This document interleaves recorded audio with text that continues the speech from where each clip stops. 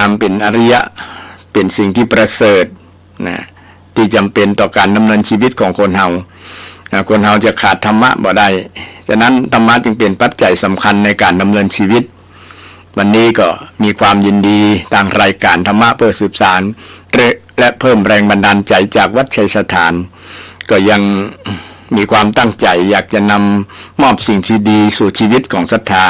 ก็คือมอบธรรมะให้กับศรัทธา ญาติโยมทุกท่านทุกคนที่รับฟังรายการหรือบ่รับฟังก็แล้วแต่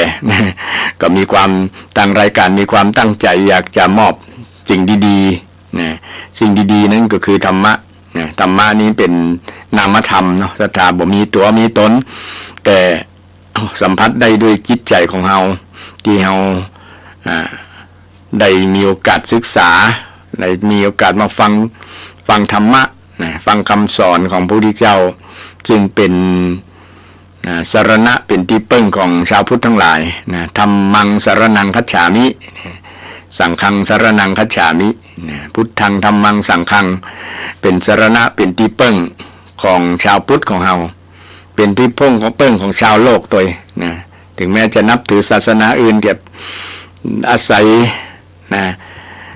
คำสอนที่พระพุทธเจ้าได้สอนไว้ก็ดำเนินชีวิตไปตามนั้นถึงแม้บอกมานับถือก็ตามได้ใจประโยชน์จากคำสอนของพระเจ้าก็ถือว่าเป็นสิ่งที่ดีพระพุทธเจ้าก็ไม่ได้สงวนลิขสิทธิ์ว่าเป็นคำสอนนี้ห้ามคนต่างศาสนิก มาใจบริการมานับถือยิ่งเป็นสิ่งที่ดีคนต่างศาสนาที่ยอมรับคำสอนของพระเจ้าเพราะว่าคำสอนของพระเจ้านั้นเป็นคำสอนที่สามารถพิสูจน์ได้เป็นเหตุเป็นผลเป็นเหตุเป็นผลซึ่งเป็นที่ยอมรับแล้วก็บ่มีไผที่มาโต้แย้งว่าคำสอนนั้นมันผิดมันบ่ถูกบ่ต้องอย่างไรซึ่งเป็นสัจธรรมความจริงคำสอนของพระพุทธเจ้าเป็นสัจธรรมความจริงเป็นสิ่งที่ตรงเป็นสิ่งที่แท้แน่นอนฉะนั้นไผจะมาใช้ประโยชน์จากศาสนาพุทธถึงแม้บ่ได้เปลี่ยนมานับถือก็ถือว่าเป็นสิ่งที่ดีบ่ได้ห่วงได้ห้ามพระองค์เป็นภควาผู้แจกธรรมภควาผู้แจกธรรมะมาบอกธรรมะมาเป็นผู้สอนเป็นผู้ชี้ไผที่เชื่อนำไปสอนนำไปปฏิบัตินำไปประพฤติปฏิบัติแล้วก็จะเกิดประโยชน์กับตัวตนครอบครัวได้เต็มที่เพราะว่าคำสอนของพระเจ้านั้นเป็นคำ ความจริง บ่เกี่ยวกับความเชื่อบ่เชื่อเพราะว่ามันเป็นความจริงพิสูจน์ได้ เป็นความจริงที่พิสูจน์ได้ความจริงที่พิสูจน์ได้ก็ว่าทำดีดีก็ดีทำดีก็ดีได้ดีนั่นแหละดีคิดดีก็ดีเป็นผลดีกับตัวตนคนปฏิบัติเองเช่นเราทำสิ่งที่ดีด้วยกายด้วยคำอู้ด้วยวาจาด้วยความคิดเนี่ยมันก็เป็นผลดีกับเราซึ่งเป็นสิ่งที่พิสูจน์ได้เช่นเวลาเราอยู่คนเดียวเนี่ยเราคิดดีเนี่ยก็เป็นผลดีกับเราเช่นชาวล้านนาของเราเนี่ยเน้นเรื่องเมตตาคิดแบบเมตตาคิดแบบฮักกันคิดแบบฮักกันบ่จังกันบ่เบียดเบียนกันด้วยความคิดความคิดมันเป็นต้นเหตุทำให้เกิดพฤติกรรมการกระทำคำอู้การกระทำคำอู้มาจากความคิดนี่เองมาจากใจนั่นแหละจากใจถ้าคิดจะได้มันก็อู้ตามนั่นกระทำตามนั่นกายกรรมวจีกรรมมันก็ไปตัวมโนกรรมเพราะมโนกรรมนี่เป็นรากเหง้ามาจาก เป็นรากเหง้าที่จริงที่ทำให้เกิดกายกรรมวจีกรรมสิ่งที่ใจมันสั่งมาใจสั่งมา ใจสั่งมาใจสั่งทำใจสั่งอู้ถ้าใจมันบ่ได้คิดบ่ได้ปรุงแต่ง มันก็บ่อู้บ่ทำตามนั้นนะลองสังเกตตัวเฮาศรัทธาไผก็ตามเนี่ยเวลาเฮาอู้เนี่ยนะลองถามตัวเก่าถ้าเฮาอู้แบบนี้มีใจสั่งใจเฮาสั่งอู้ก็ใจเฮาสั่งอู้ก็นะจริงถ้าเฮาตันต่อความเร็วของจิตใจมันก็จะรู้ได้ว่าใจมันสั่งอู้ใจมันสั่งทำมันมาจากใจทั้งนั้นนะมโนปุพามโนปุพังขมาธรรมาเนี่ยนะมโนเศรษฐาสำเร็จแล้วด้วยใจนะมโนเศรษฐามโนมยาเนี่ยสำเร็จแล้วแต่ใจเกิดจากใจมาจากใจนะฉะนั้นคำสอนทางพุทธศาสนามีเหตุมีผลนะอาตมาที่มีความภูมิใจและชาวพุทธทุกท่านมีความภูมิใจว่าเฮานับถือพุทธศาสนาเนี่ยเป็นศาสนาที่สอนเรื่องเหตุเรื่องผลนะเรื่องเหตุเรื่องผลจริงๆนะและสอนให้คนทั้งหลายเนี่ยนะเชื่อเรื่องตัวเก่าเรื่องการกระทำของตัวเก่านะบอกให้ได้ไปเปิ้งสิ่งที่ห้องว่าสิ่งที่จะมาดลบันดาลให้กับตัวเฮาอ่ะนะให้เฮาเป็นอันนี้เนี่ยบ่มีลักษณะนั้นนะพุทธศาสนาสอนให้เฮาเปิ้งตัวเก่าอัตตาหิอัตโนนาโถตนแลเป็นที่พึ่งของตนนะคือมาสรุปที่เฮาจะเปิ้ง พระพุทธพระธรรมพระสงฆ์ที่ว่าเป็นสรณะที่เปิ้งก็เปิ้งด้วยความมาศึกษามาเปิ้งด้วยคำสอนที่พระองค์สอนจะได้แล้วส่วนที่ลงมือปฏิบัติก็อยู่ที่ตัวเฮานะอยู่ที่ตัวเฮานั่นเป็นลักษณะที่ว่าเปิ้งตัวเก่านะเปิ้งตัวเก่าเช่นเฮาอยากจะเป็นคนดีก็ต้องทำดีด้วยตัวเฮาเองทำดีอู่ดีคิดดีด้วยตัวเฮาเองนะบ่มีคนอื่นบ่มี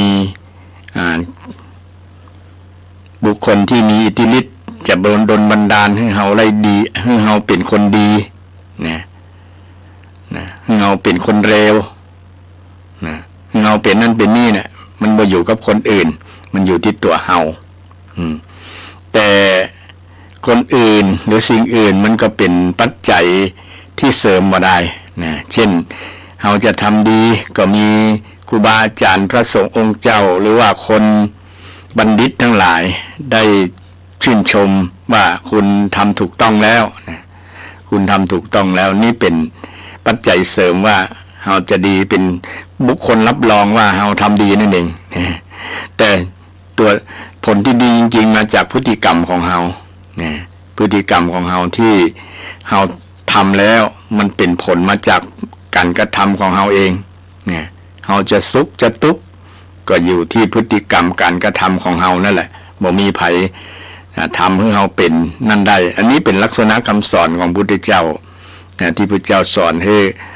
บ่ให้เปิ้งแม้แต่พระองค์เนี่ยพระองค์เป็นผู้วิเศษจริงๆเนี่ยสามารถแสดงฤทธิ์ได้อย่างใดแต่พระองค์บ่สนับสนุนในการที่จะให้มาเปิ้งพระองค์นะเพราะว่ามันผิดหลักของการกระทำหลักกรรมนั่นแหละนะการกระทำหลักกรรมนะกรรมแปลว่าการกระทำเนี่ยบ่ใช่ว่ากรรมที่ติดสร้อยห้อยตามมาจากอดีตชาติกรรมลักษณะนั้น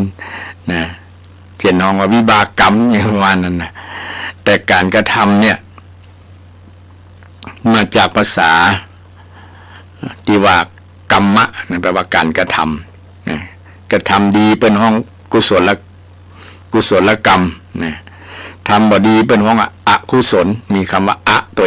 เนี่ยอกุศลการกระทำทั้งสองอย่างเนี่ยมันจะมีผลต่างกันนะมีผลต่างกันชัดเจนแน่นอนถ้าเราทำดีนะห้องว่ากุศลนะกุศลกรรมเนี่ยนะทำตามกุศลกรรมบท10ประการกายกรรม3วจีกรรม4มโนกรรม3เนี่ยก็ถือว่าทำดีเอากุศลกรรมบทนะเป็นข้อวัดเป็นหลักในการกระทำของเฮานะกุศลกรรมบทกายกรรม3อย่างวจีกรรม4อย่างนะมโนกรรม3อย่างทั้งหมดเป็น10 เนี่ยนะ3 4 3 อย่างวันพุธที่แล้วได้นะบอกเลขศรัทธาว่า3 4 3ก็คือกรรมบทนะกรรมบทนะการบทแห่งการกระทำที่เป็นกุศลนะที่เป็นกุศลกรรมบทนะทางประพฤติปฏิบัตินะปัฏฐะแปลว่าบทแปลว่าทางนะข้อประพฤติปฏิบัติของคนเฮานะก็มีอยู่10 อย่างกายกรรมมี3 อย่าง1บ่ฆ่า2บ่ลักขโมยไผนะมีการทำมาสมาชีพนะมีสมาชีพประกอบอาชีพสุจริตนะบ่ไปขโมยบ่ไปคอร์รัปชันบ่ไปทำสิ่งที่ผิดศีลธรรมผิดกฎหมายนะก็ถือว่าบ่ทำเป็นอกุศลนะทำสิ่งที่เป็นกุศลกรรมนะด้วย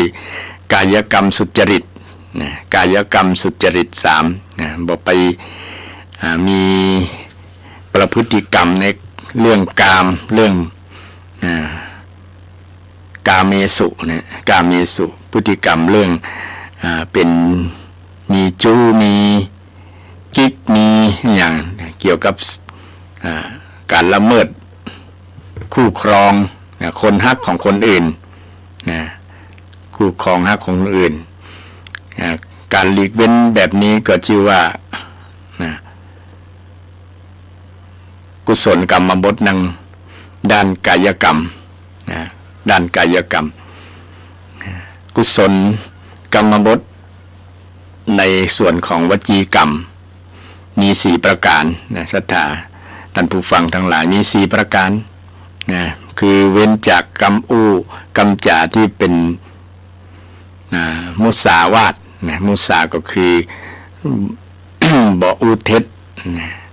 บ่จุหลอกลวงไผนี่บ่จุหลอกลวงไผซึ่งเป็นการเว้นจากสิ่งเหล่านี้เว้นจาก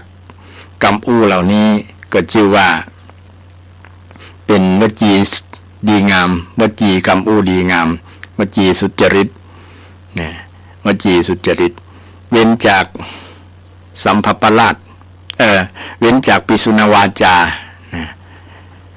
เว้นจากปิสุนาวาจาก็คือ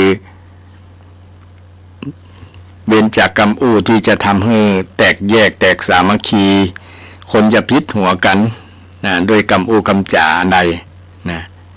ซึ่งในปีใหม่นี้เขาก็สามารถเปลี่ยนพฤติกรรมของเขาทั้ง10 อย่างเนี่ยนะเปลี่ยนมาเป็นพฤติกรรม10 อย่างเนี่ยกุศลกรรมบทเนี่ยสิ่งทั้งหลายก็จะดีขึ้นสิ่งทั้งหลายก็จะดีขึ้นศรัทธาท่านใดที่บ่เชื่อก็ลองปฏิบัติดูนะในปีใหม่นี้ทางรายการธรรมะก็มอบธรรมะของพระพุทธเจ้าให้กับศรัทธานำไปประพฤติปฏิบัติบ่ต้องเสี่ยงสตังค์อย่างสักอย่างขอนำหลักคำสอนของพระเจ้าเนี่ยไปดำเนินชีวิตยึดหลักเนี่ยเป็นหลักในการดำเนินชีวิตก็บ่ยุ่งยากอะไรอย่างเนาะเพียงแต่เฮากายกรรม3เฮาก็ทำได้อยู่นะวจีกรรม4นี่ก็เฮาก็ทำได้อยู่นะแต่บางคนทำจนเป็นนิสัยนะเช่นจุคนชอบจุนั่นจุนี่จุเล่นนะหลอกลวงคนอื่นนะเป็นอาชีพไปเลยก็มีหลอกลวงเอาของคนอื่นมาเป็นของตัวเก่านี่เป็นมิจฉาชีพไปเนี่ยนะมิจฉาชีพด้วยกรรมอู้เพราะว่าอาชีพบางอย่างเนี่ยหลายอย่างทีเดียวไม่ใช่บางอย่างนะมาจากกรรมอู้นะใจกรรมอู้เป็นสื่อให้คนได้เชื่อแล้วก็สนับสนุนกับอาชีพนั้นๆคนเชื่อแล้วก็มีใจร่วมตัวก็ได้สมัครใจเต็มใจอยากจะทำตามกรรมอู้ของคนนั้นก็เสียผลประโยชน์นะคนนั้นก็ถือว่าสูญเสียผลประโยชน์ไปสูญเสียเงินสูญเสียทองจากความเชื่อของกรรมอู้เนี่ยกรรมอู้ที่ทำให้ เกิดความเสียหายนะเสียทรัพย์สินเงินทองก็มีนักมีหลายเนาะศรัทธา เป็นข่าวทุกวันนะเกี่ยวกับกำอูกำจาที่หลอกลวงคนนะหลอกลวงกันบางคนก็เชื่อง่ายเหลือเกินนะบางครั้งแม้แต่คนอู้เองตุเจ้าคืออาตมาเองก็ยังบางครั้งเชื่อศรัทธาง่ายนะบางคนก็เอาน้ำตามาอวดมาอ้างก็มี ตุเจ้าก็เอ็นดูสงสารนะหันน้ำตาก็เอ็นดูสงสารก็นะฮือไปนะตั้งบางครั้งทั้งที่เชื่อว่านะคนนั้นเขาจุหลอกนะบางคนลุกไหนมาก็บอกว่าจุตุเจ้านะว่านะจะไปหั่นไปนี่นะไปกรุงเทพคนมาอยู่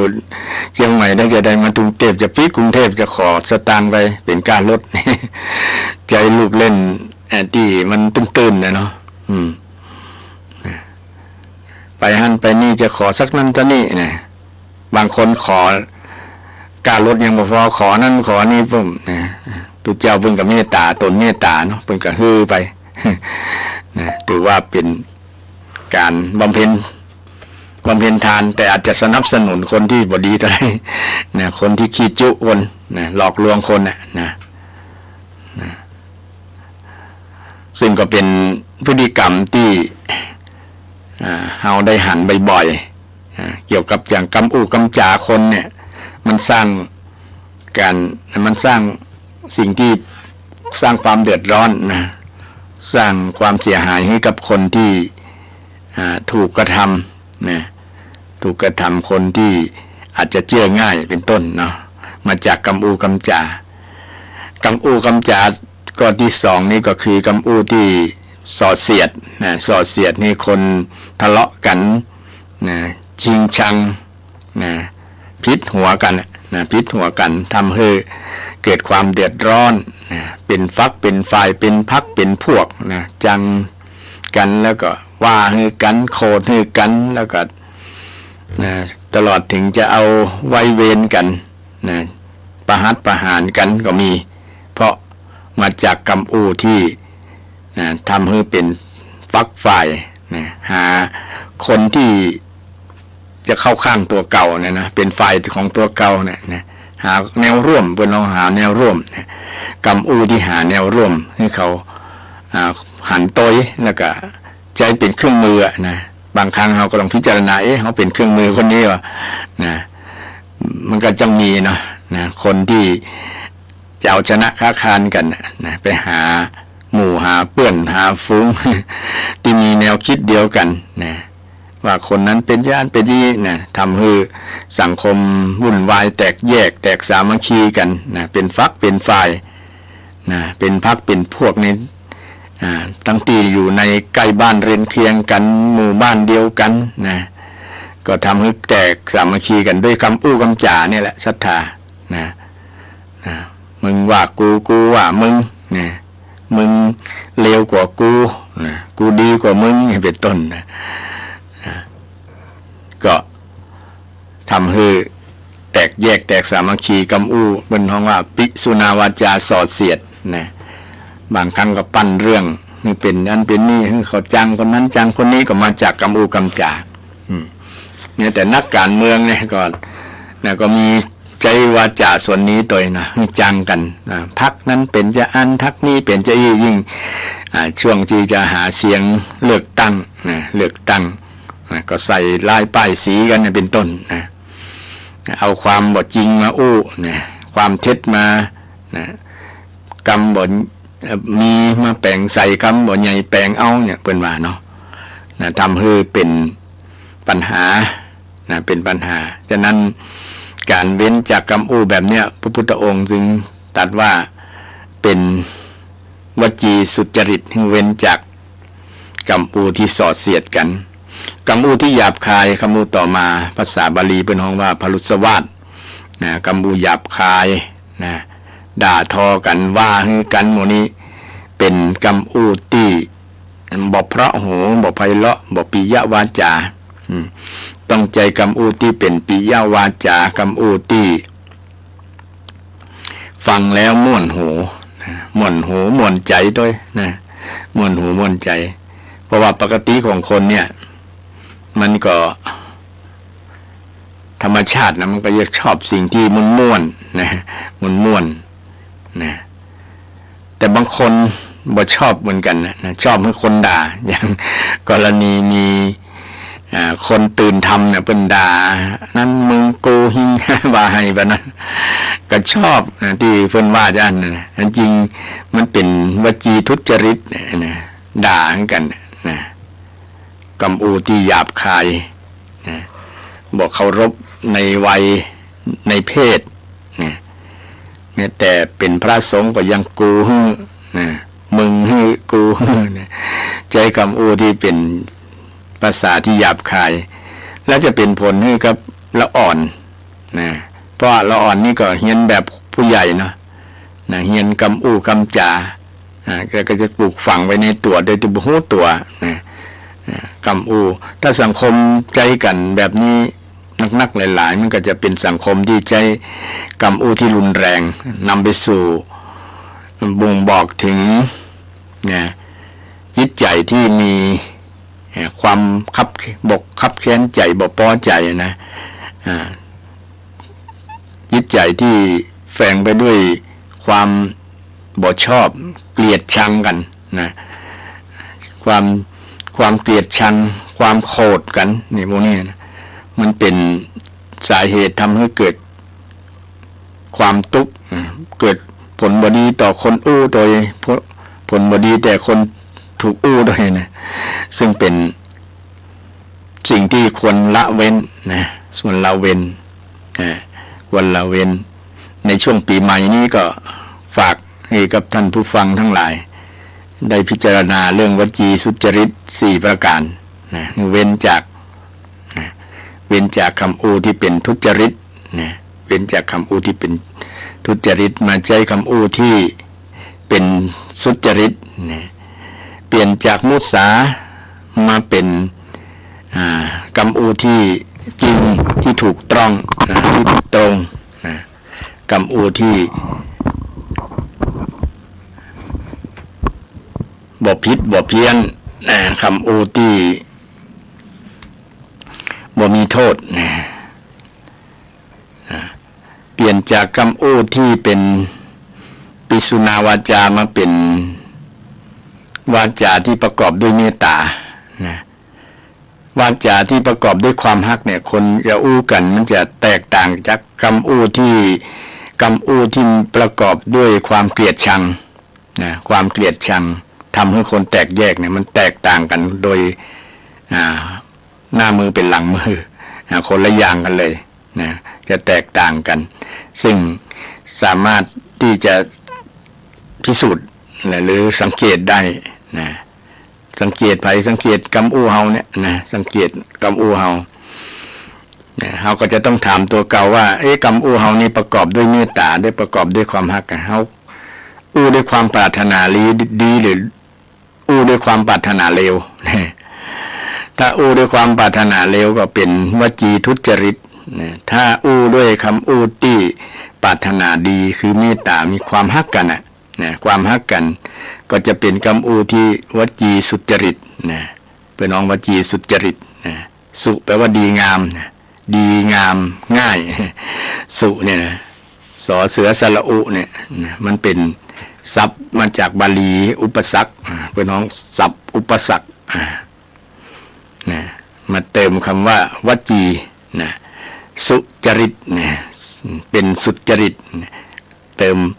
เพิ่มจอจานมา1ตัวเป็น2ตัวสุจริตการประพฤติทางวจีหรือว่ากำอูกำจานั่นเองกำอูกำจาในส่วนนี้เราก็สามารถพิสูจน์กำอูของเราได้พิสูจน์ที่จิตใจของเราว่าเป็นจะได้ซึ่งศรัทธาท่านผู้ฟังรับฟังรายการฟังแล้วอยากจะเพิ่มเติมอยากจะอวยพรปีใหม่ให้กันต่างผ่านรายการนี้ก็ยินดี053-114-332 053-114-332 รายการนี้กำลังมอบ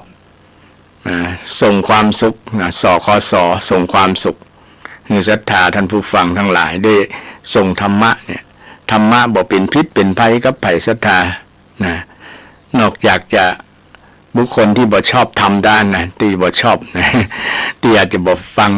ได้ยินแล้วก็เปิดเลื่อนเคลื่อนขึ้นหนีเพราะว่าบ่อยากฟังเทศน์นะอย่างบ่ฮู้ทุกเจ้านะแต่คนที่ห่มธรรมห่มคำสอนของพระพุทธเจ้าเนี่ยนะจึงยินดีฟังนะฟังแล้วพิจารณาไปตัวพระพุทธเจ้านะเป็นได้สอนถูกต้องก็เนี่ยเป็นมันมีดีมีประโยชน์จะใดพิจารณาไปตัวเมื่อมองหันโทษของความกระทำบ่ดีบ่ดีนะคิดบ่ดีนะก็จะได้หันมาสู่ได้ละสิ่งเหล่านั้นนะได้ละอกุศลแล้วก็หันหน้านะหันจิตหันใจนะฝ่ายจิตฝ่ายใจมาสู่กุศลนะน้อมรับคำสอนของพระพุทธเจ้านะบ่มีภัยที่จะบังคับตัวเฮาได้นอกจาก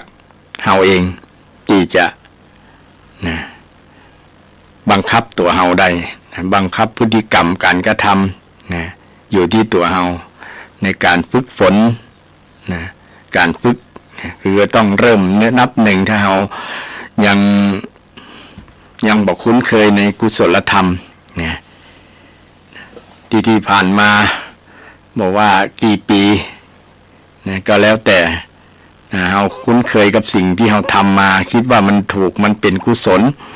นะแต่เมื่อมาฟังทำคำสอนของพระพุทธเจ้าว่าอันนี้บ่ใช่กุศลแล้วเนี่ยมันเป็นอกุศลเนี่ยเราก็เปลี่ยนพศใหม่เปลี่ยนพฤติกรรมเปลี่ยนใจหรือยังเปลี่ยนพศใหม่เปลี่ยนใจหรือยังเอาก็มาเปลี่ยนใจเฮาเปลี่ยนกรรมเฮาเปลี่ยนการกระทำของเฮาด้วยเอาหลักกุศลกรรมบทนี่ไปประพฤติปฏิบัติกับชีวิตของเฮาชีวิตก็จะดีขึ้นด้วยการที่ เฮานำหลักธรรมคำสอนมาดำเนินชีวิตบ่ต้องได้เสี่ยงอย่างซากบาทศรัทธาท่านผู้ฟังเราอยากจะมีความสุขความเจริญก็นำหลักธรรมคำสอนของพระพุทธเจ้าเนี่ยไปประพฤติปฏิบัติเพื่อให้เกิดประโยชน์กับตัวเฮาเพราะว่าวันเวลาก็ผ่านไปพระพุทธเจ้าได้สอนเรื่องการเวลาขออนุญาตรับสายโทรศัพท์เจริญพรโยมกำลังจัดรายการวิทยุนะครับผมเจริญพรปีใหม่เช่นเดียวกัน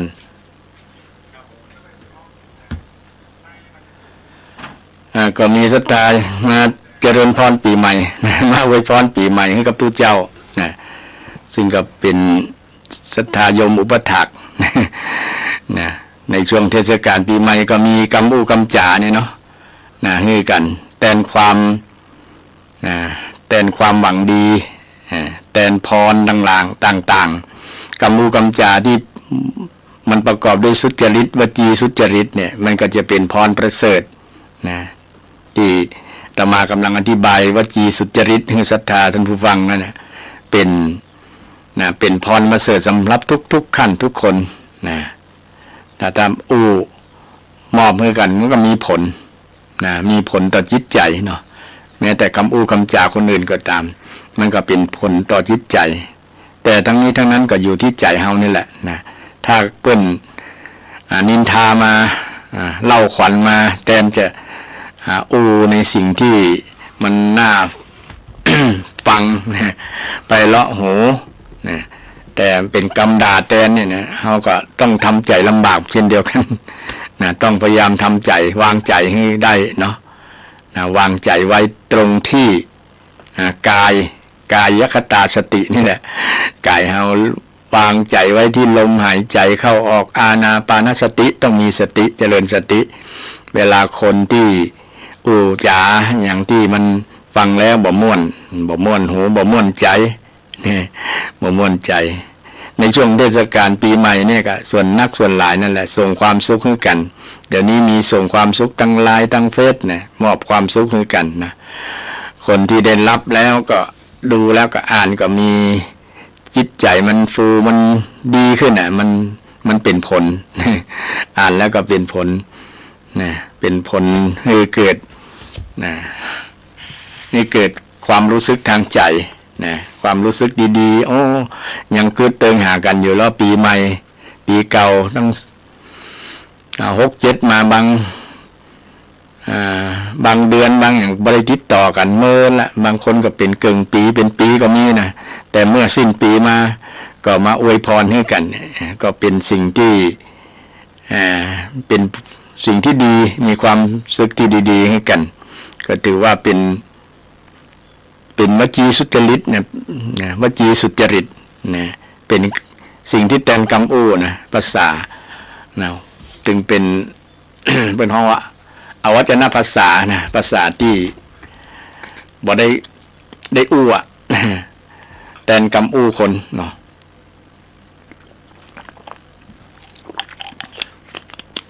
เป็นแทนกำอู้คนเช่นจะเฟซจะไลน์อย่างต่างๆเนี่ยบางครั้งมันก็มีผลแม้แต่อย่าง Twitter TikTok นี่พวกนี้นะอันที่ในสื่อออนไลน์ทั้งหลายนะมันก็มีความผลรู้สึกทางจิตใจของคนที่ได้อ่านได้ดูแล้ว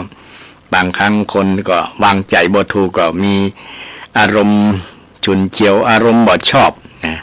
อารมณ์เสียเนี่ยเป็นว่าอารมณ์เสีย เพราะวางใจบ่ถูกนะเวลาสิ่ง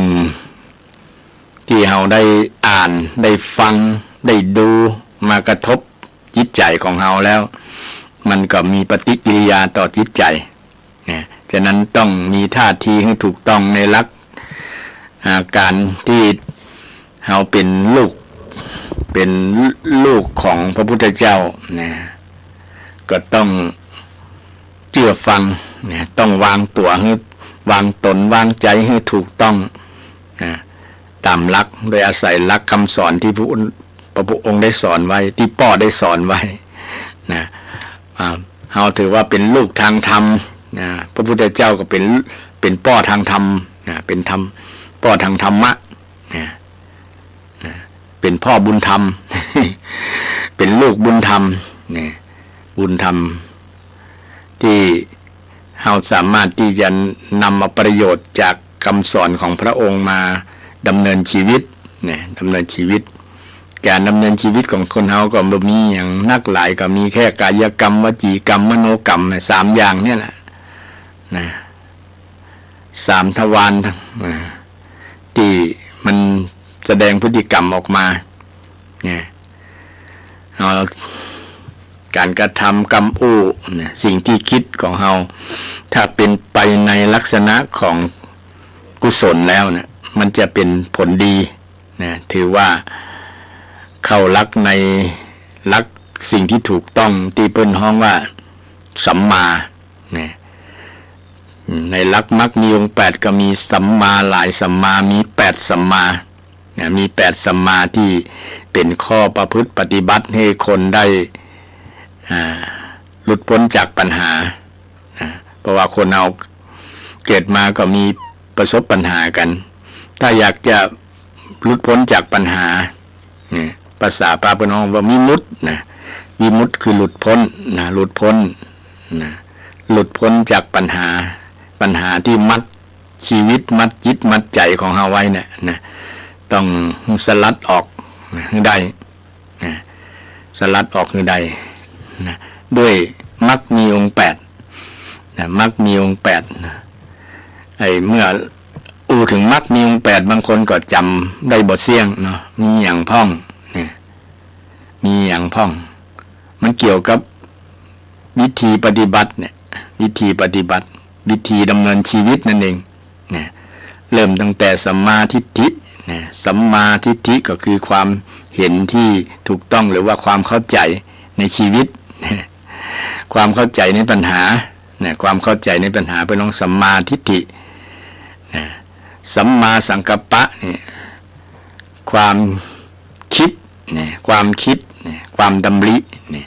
ที่ถูกต้องดำริที่ถูกต้องดำริคือความคิดที่ถูกต้องเป็นลักษณะที่ความคิดที่บ่เบียดเบียนตนบ่เบียดเบียนคนอื่นบ่พยาบาทคนอื่นที่จะ เนี่ยจะใดที่จะคนตัวเขาเนี่ยบอกให้ไปตกอยู่ในอำนาจนะในอำนาจของกิเลสนะในอำนาจของกิเลสให้หลุดพ้นนะที่จะออกจากคิดที่จะออกจากปัญหานั้นนะภาษาพระเพิ่นว่าเนกขมะนี่ออกนะออกจากสิ่งที่เป็นปัญหานั้นนะเนกเนี่ยแปลว่าออกนิมาจากนินั่นนะทนเพื่อจะออกจากปัญหานะเพื่อจะออกคิดแบบลักษณะที่จะออกจากปัญหาออกจากปัญหาออกจากกิเลสออกจากกิเลสนะออกจากกามนะออกจากกามรูปรสกลิ่นเสียงเนี่ยว่าเขาจะบ่เป็นทาสมันจะได้อยู่เหนือมันว่าให้มันอยู่เหนือเฮาเนี่ยคิดลักษณะนี้เพื่อนน้องว่าสัมมาสังกัปปะสัมมาสังกัปปะแต่คนเฮาแทนที่จะคิดจะออกกับคิดเข้านะเช่นบางคนติดคอกติดตารางเนี่ยอุปมาประไมยนะติดคอกติดตารางคนที่อยู่ในคอกในตารางเนี่ยมันทรมานมันทุกข์อยากจะออกเนี่ยเหมือนกับว่าคนมีปัญหานี่จะแก้ปัญหาให้มันหลุดพ้นจะได้นะลักษณะนั้นเนี่ยแต่บางคนยังคิดว่าอยากจะเข้าอยู่นะก็มีอยู่นะละอ่อนบางคนนะจะเข้าตาราง ว่ามันม่วนดีมันมีเปื้อนนักนะเข้าบ่ได้ซื้อบ้านบ่ได้เจ้า มีกินมีใจ ก็คิดแบบนั้นก็มีนะบางคนไปคิดว่าไปเสพยาบ้านะในคอกก็ยังได้เลยก็มีนะบางคนออกมาอู้กันนะแสดงว่าในคอกก็มีมันปัญหาล้นนะคนคุมก็คุมบ่อยู่ละนะส่วนหนึ่งนะมันนักหลายเพราะคนคิดอยากจะ คิดเห็นสิ่งที่ผิดเป็นสิ่งที่ดีงามก็มีเนี่ยอย่างที่ว่าเนี่ยว่าคอกนั้นเป็นสิ่งเป็นสวรรค์กับตัวเขานะเพราะว่าออกมาแล้วเหมือนอยู่นรกอ่ะบ่มีไผครบบ่มีไผนั่นบ่มีไผเฮือไผเนี่ยก็คิดแบบนี้ก็มีนะคนที่เข้าคอกเข้าตารางหลายๆคนนะเพราะมันถูกอันนั้นทำลายสมองถูกยาบ้ายาบ้าแต่ก่อนยาม้านะยาเดี๋ยวนี้บ้าแท้ๆนะกินแล้วบ้าแล้วก็ติดเยอะเลิกยากนะบางคนก็ถูกฤทธิ์มันร้อนนะแม้แต่พ่อแต่แม่ก็ว่าเป็นศัตรูฆ่าพ่อฆ่าแม่ก็ยังมีนะนี่เป็นปัญหาหนึ่งของสังคมแล้วก็ช่วงนี้ก็ต่างรัฐบาลก็อาจจะปราบปรามยาบ้านี่อาตมาก็สนับสนุนปราบแต่เพราะว่ามันทำลายอนาคตของชาติก็ว่าได้นะมันทำลายสมองของลูกหลานเฮานะลูกหลานคนใดที่ตกเป็นทาสของมันเนี่ยโอ้ฟื้นยากชะตาสมองมันถูกทำลายแล้วไงนะสมองมันถูกทำลายแล้วฟื้นยากบ่ต้องเอาอื่นไกลแค่คนติดเหล้าเนี่ยก็เลิกยากนะเลิกยากนะแม้แต่ลูกหลานของอาตมาก็ยังมีนะเลิกยากนะแต่ก็ไม่ใช่ว่าเลิกบ่ได้นะเลิกแต่มันเลิกยากนะเลิกยากสำหรับที่มันได้ติดแล้วมันก็ยังนะติดอยู่นั่นแหละนะมันเกยเนาะมันเกยแล้วก็ความชินอยู่นะมันก็บ่นึกถึงเนี่ยแม้แต่บุหรี่ที่เป็นแปลงภาพว่าเป็นอันนั้นเป็นอันนี้เป็นมะเร็งเป็นอันนั้นเป็นนี่หันภาพอันนั้นอยู่ในซองบุหรี่เนี่ยซองบุหรี่เนี่ยนะก็ยังบ่มีผลอย่างบ่เกิดผลอันอย่างกับละอ่อนกับคนที่สูบได้นะมันก็เหมือนเดิมเนี่ยก็เหมือนกับที่เพิ่นห้ามโฆษณาเหล้าโฆษณาอย่างเนาะก็บ่มีผลต่อการตลาดนะก็ยังคนก็ยังกินอยู่เนี่ยโดยเฉพาะช่วงปีใหม่ช่วงฉลองเนี่ยก็อาศัยเหล้ายานะก็ยังขายดีนะขายดีนะขายดีเหมือนน้ำมันขายดีช่วงเนี้ยนะตะกี้นี่โชเฟอร์รถมาเติมน้ำมันว่าปั๊มนึงบอกว่าหมดแล้วนะพวกนักท่องเที่ยวมานักหลาย จนน้ำมันหมดนะมา น้ำมันเอามาส่งมาตัน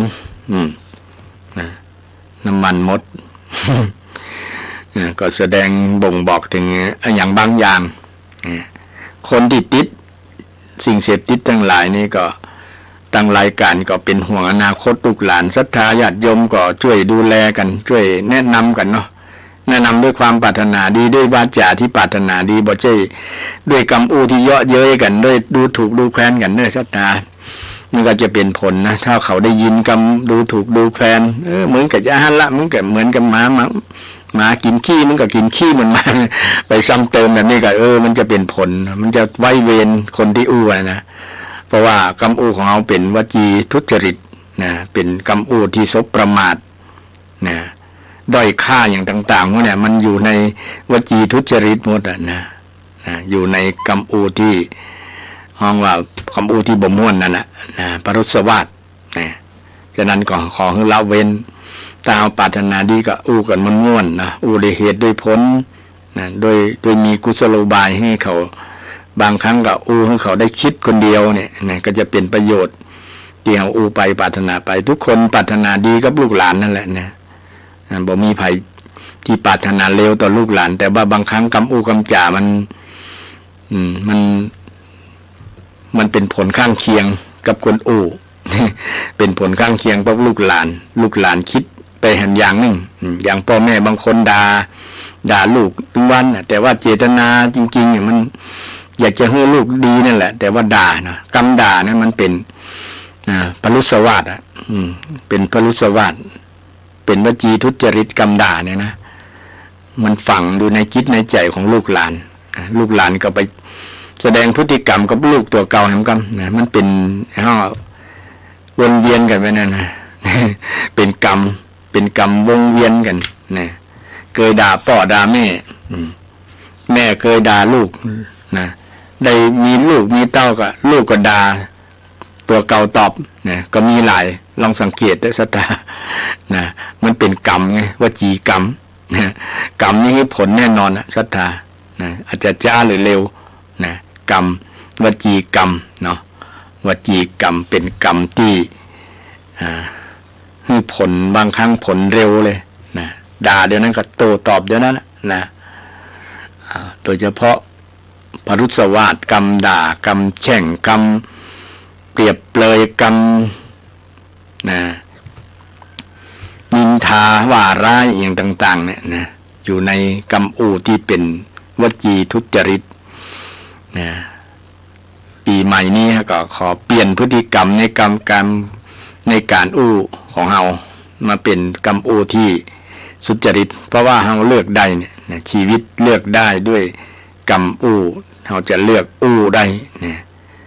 มีช้อยให้เลือกนะจะอู้ดีหรือบ่ดีนะอู้เป็นวจีสุจริตหรือว่าวจีทุจริตนะระหว่างสุจริตกับทุจริตเราจะเลือกเอาอย่างนะคนที่ปัญญาชนคนผู้รู้ทั้งหลายก็จะเลือก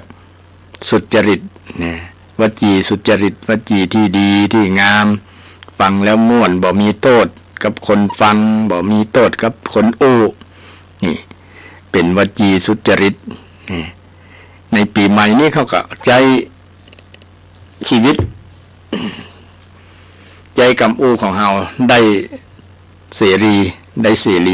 ยเฉพาะเสรีและบ่เบียดเบียนคนนะคือกำอู้สุจริตนะ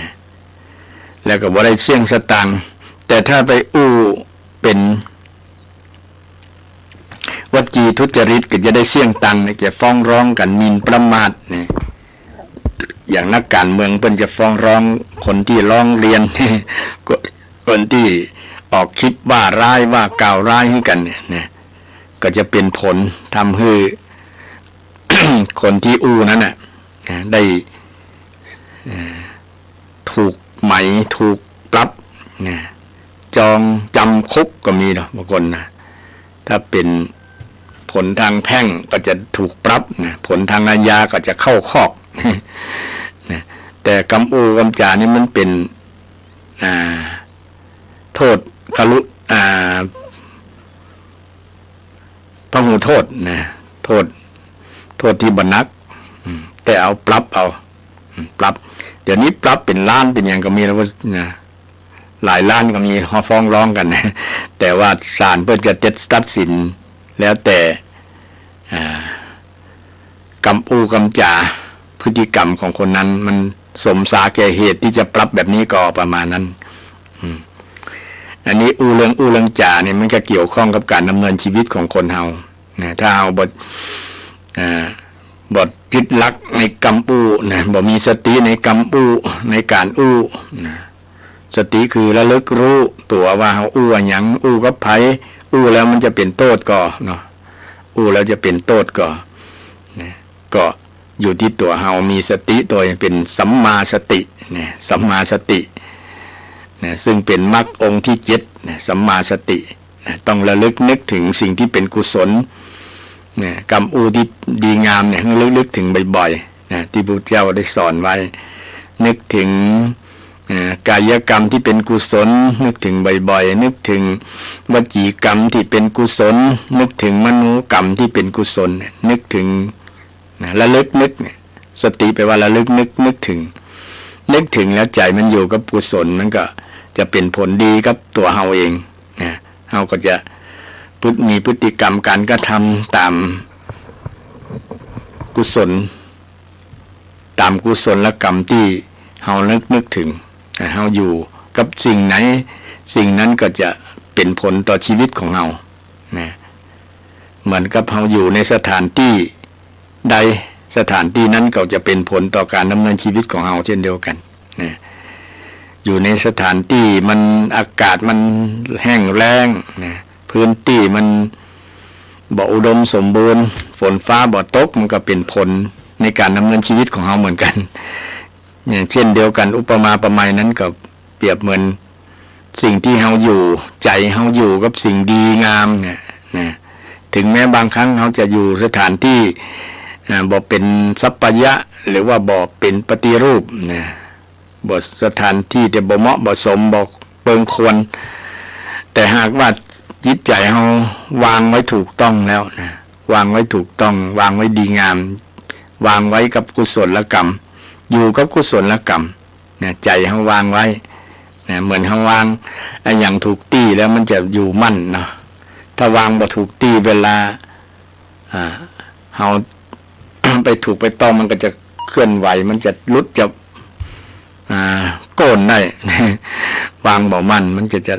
หล่นลงมาได้นะเหมือนเอาวางของอย่างต่างๆที่วางไว้บ่ดีมันจะหล่นจะแตกจะทำให้เสียหายนั้นได้ใจของเฮาเช่นเดียวกันถ้าวางไว้ที่อกุศลก็จะเป็นผลให้เฮานั้นได้รับโทษรับสิ่งที่เป็นผลเสียต่อชีวิตของเฮาถ้าจิตใจของเฮาวางไว้ที่กุศลนะกุศลกรรมบทอย่างที่กำลังอธิบายในศรัทธานะมันก็เป็นผลดีกับจิตใจเฮาเป็นผลดีกับชีวิตเฮาเป็นผลดีกับครอบครัวเป็นผลดีกับสังคมประเทศชาตินะมันเป็นผลสืบต่อกันไปเรื่อยๆนะฉะนั้นธรรมะของพระพุทธเจ้าจึงเป็นสิ่งสำคัญในการดำเนินชีวิตปีใหม่นี้เราก็แก่ไปแห่งปีแล้วเนาะศรัทธาได้ความแก่กันท่วนหน้ากันได้อายุพร้อมหน้ากันบางคนอายุ29ก็เป็น30บางคนอายุ49ก็เป็น50 59ก็เป็น60 69ก็เป็น70 79ก็เป็น80 89ก็เป็น90เนี่ยเดี๋ยวนี้คน90นี่ก็มีน้อยอยู่เนาะเพราะว่าอายุของคนส่วนหลายเนี่ยประมาณ80กว่าปีแล้วนะก็ลาโลกจากโลกนี้ไปแล้วภัยที่เกิน80ไปก็ถือว่าได้กำไรนะโปรดภูมิใจเนี่ยศรัทธาที่กำลังฟังรายการธรรมะเนี่ย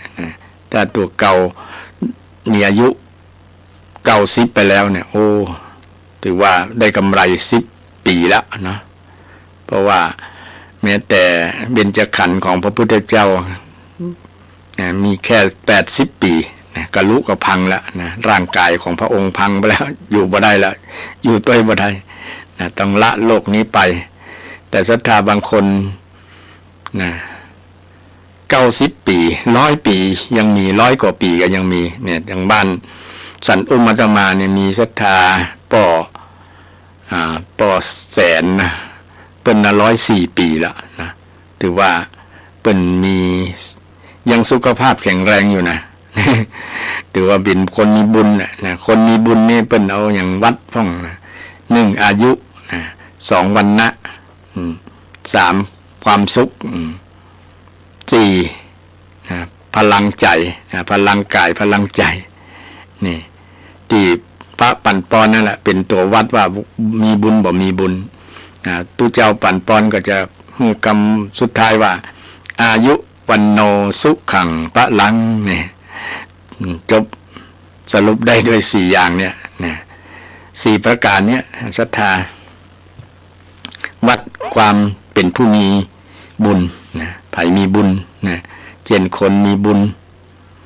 มีอายุยืนนี่ก็ถือว่ามีบุญนะมีวรรณะนะวรรณะก็คือออร่านะผิวพรรณวรรณะนะดีนะบุคลิกท่าทางดีเนี่ยถือว่าเป็นคนมีบุญนะเมื่อเปรียบเทียบกับคนรุ่นเดียวกันเนี่ยโอ้ยังดูหนุ่มดูแข็งแรงอยู่นะถือว่าเป็นคนมีวรรณะผิวพรรณนะดีนะมีออร่าแห่งความเป็นว่าบุญเป่งรัศมีนะเป่งรัศมีถือว่าเป็นคนมีบุญนะศรัทธาท่านผู้ฟังทั้งหลายนะมีความสุขนะสุขกายสุขใจสุขภาพกายก็ดีบ่เป็นโรคเป็นภัยนี่ก็มีบุญเนาะบ่ได้เข้าโรงยาตั้งแต่จำความได้นะเข้าโรงยาเตื้อ2 เตื้อนะบางคนบ่เคยเข้าสักเตื้อนะ30 บาททุกโรคเนี่ยบ่เคยใช้บริการสักเตื้อเนี่ยก็ถือว่าสุดยอดเป็นคนมีบุญศรัทธาแต่น้อยคนที่จะบ่เข้าโรงยาเนี่ยนะอาจจะเข้าโรงยาด้วยอุบัติเหตุก็อย่างการนั้นก็ถือว่าเป็นอุบัติเหตุเนาะแต่บอกเข้าโรงยาด้วยไปตรวจเป็นโรควันนั้นโรคอันนี้โรคเบาหวานความดันโรคไขมันโรคหัวใจโรคอย่างต่างๆโรคมะเร็งนี่คนเหล่านี้บ่มีโรคเหล่านี้เบียดเบียนถือว่าเป็นคนมีบุญคนใดก็ตามบ่มีโรคเบียดเบียนมันก็มีอยู่เล็กๆน้อยๆแต่ว่าร่างกายมันต่อสู้ได้อยู่ในร่างกายของคนเฮาในศรัทธาโรคต่างๆร่างกายเป็นรังของโลกนะเป็นรังเป็นที่อยู่เป็นห้างของโลกนะเป็นที่อยู่ของโลกนะโลกมันอาศัยโรคเนี่ยนะอาศัยร่างกายของคนอยู่นะคนที่มีอายุจะได้มีประสบการณ์นะมีประสบการณ์ในเรื่องเหล่านี้นะนักกว่าคนที่มีอายุน้อยนะแต่เดี๋ยวนี้ก็บ่แน่นะคนอายุน้อยเนี่ยหันเข้าโรงยาไปรักษานั้นอันนี้เนี่ยก็มีนักเหมือนกันนะทั้งที่เป็นคนยังอายุน้อยๆอยู่10 ปลาย20 ปลายเข้าโรงยาแล้วนะแต่ที่คนอายุนักๆเนี่ยจะเข้าโรงยานะบางคนไปติดเตียงนอนเตียงเป็นเดือนเป็น2 เดือนก็มีนะเพราะว่าถือว่าเป็นคนนั้นบ่มีบุญ นะอาจได้สร้างสมัยอดีตชาตินะได้สร้างเวรสร้างกรรมพระพุทธเจ้าว่าคนที่อายุโรคภัยไข้เจ็บนักสมัยอดีตชาตินะเคยเบียดเบียนสัตว์เป็นว่านะทรมานสัตว์นะเช่นจนไก่ จนวัวจนอย่างที่มันทรมานสัตว์นะทรมานสัตว์ให้สัตว์ได้รับความทุกข์นะบางครั้งสัตว์ไปจนกันแล้วนะหมู่สัตว์ที่นำไปจนก็การไปนะเจ้าของรับทำใจบ่ได้กับฆ่าอย่างนี้นะก็เป็นเหตุทำให้อายุสั้นภัยอายุสั้นในอดีตชาติพุทธเจ้าว่าฆ่าสัตว์ตัดชีวิตนะชอบฆ่าสัตว์ตัดชีวิตก็จะอายุสั้นนะอายุสั้นอันนี้เป็นวิบากกรรมของคนนั้นๆนะแต่สำหรับคนที่สุขภาพแข็งแรงบ่มีโรคมีภัยกันมีน้อยธรรมดาเป็นวัดเป็นไอธรรมดาเป็นเรื่องของคนทั่วโลกนะ ก็ถือว่าคนนั้นมีบุญนะมีบุญนะมีบุญอันข้อสุดท้ายข้อที่สี่ก็คือมีพละมีกำลังนะกำลังคนที่ไหนมีกำลังนะเช่นอายุร้อยแล้วยังเตียวได้อยู่นะร้อยเตียวได้แข็งแรงเหมือนคนอายุยังหนุ่มเนี่ยนะถือว่ามีพลังกายดีกำลังกายดีนะและกำลังใจดีนี่สำคัญนะพลังใจพลังจิตพลังใจเนี่ยพลังจิตพลังใจมาจากการฝึกสมาธินะศรัทธาเจริญสมาธิเจริญวิปัสสนาเนี่ยจะทำให้เกิดพลังอย่างหนึ่งนะโดยเฉพาะเจริญฌานเจริญสมาธิเนี่ยทำให้จิตใจมีพลังนะเมื่อจิตใจมีพลังร่างกายก็พลอยมีพลังไปตัวนะเพราะว่าส่วนหนึ่งส่วนสำคัญเลยล่ะนะที่ใจมีพลังแล้วนะบางครั้งทำให้โรคหายต่อสู้โรคด้วยพลังใจบางคนเป็นโรคมะเร็งเนี่ยขั้นที่ต่อใดระยะที่ต่อใดแล้วที่สี่ที่ห้าแล้วหมอได้วินิจฉัยว่าบอกเกินตะอันบอกเกินตอนนั้นเดือนบอกเกินเท่านี้ปีเนี่ยนะก็อยู่ไ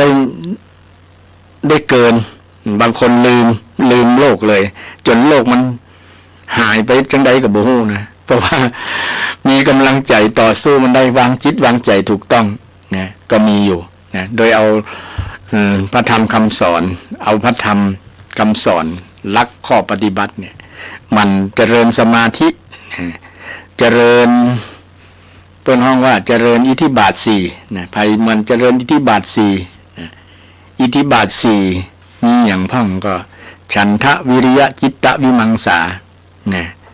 ฉันทะคือความพอใจนะชอบนะชอบมั่นใจนะฉันทะวิริยะคือความเพียร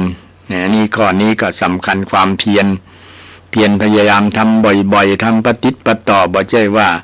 ทำหยุดครั้งนะมาบ่ทำบ่ทำเช่นศรัทธาบางคนไหว้พระวันนี้แห่ม10 วัน20 วันก็ไปไหว้แห่มกรรมเนี่ยเป็นต้นนะบางคนลืมเนี่ยแสดงว่าบ่มีความเพียรเช่นศรัทธาไปวัดทุกวันศีลใส่บาตรตึงวันเนี่ยก็มีความเพียรนะเพียรทำบุญเนี่ยเพียรทำกุศลบ่อยๆบ่ให้อกุศลมีทางเข้ามาในจิตในใจนะบ่เปิดช่องบ่เปิดประตูให้อกุศลเข้านี่ก็เพียรพยายามทำคุณงามความดีอย่างในปีพุทธศักราช 2568 เนี่ยศรัทธาก็จะมีพลังนะมีพลังเมื่อมีพลังต่อสู้นะพลังใจนั่นแหละต่อสู้อันยังมันจะเกิดก็เกิดนะเพราะว่าทุกสิ่งทุกอย่างเราไปบังคับมันบอกให้เกิดบ่ได้นะมันเป็นธรรมชาติมันเป็นธรรมะอย่างหนึ่งเป็นความจริงอ่ะนะ